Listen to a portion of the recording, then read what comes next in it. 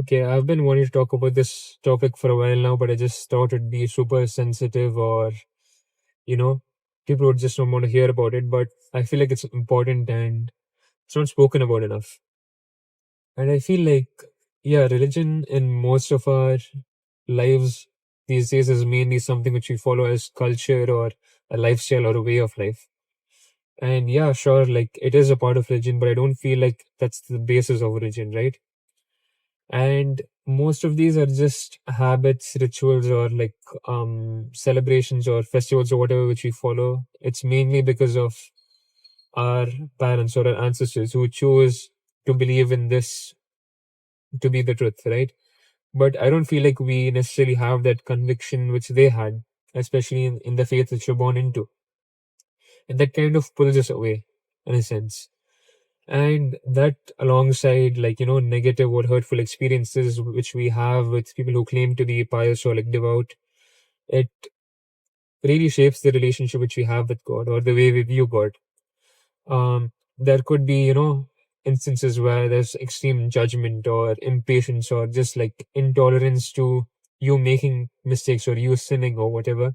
And you feel like the way someone else judges you is exactly how God judges you, but there's no way that a mere person is like, is congruent with the way God views us. And I feel like, yeah, in most of our lives, we just end up having some extreme, resentment towards God or having some sort of like fear based rebellion due to these experiences. Like I was talking to my cousin a while back, and he basically like asked me again, like, I believe in God and all, but why does God require us to pray to him?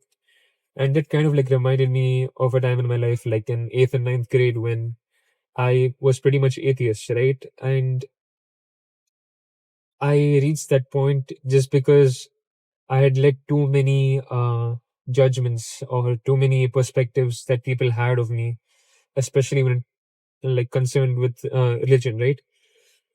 Yeah, I let too much of that into my mind, and it was completely just fear-based rebellion. And yeah, something which I did out of hurt, you know, instead of something which instead of actual true disbelief. And yeah, there were points where I was like cussing out God or just like showing my hate towards him in a sense, because of the experiences which I had with people. And I guess the main point of this is what I'm trying to say is that, you know, regardless of what it is in our lives, it's not necessary that we let people dictate the way we follow something or the way we really move towards something based off of the experiences that we have with them, right?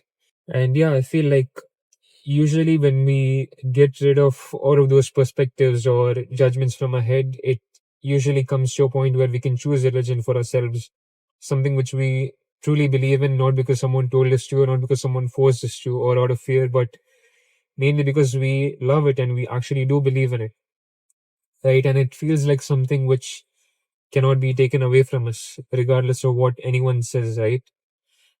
And yeah, just being open to information or knowledge from everything and choosing something which we actually believe in. I feel like that's what's truly important and that's what's the most fruitful.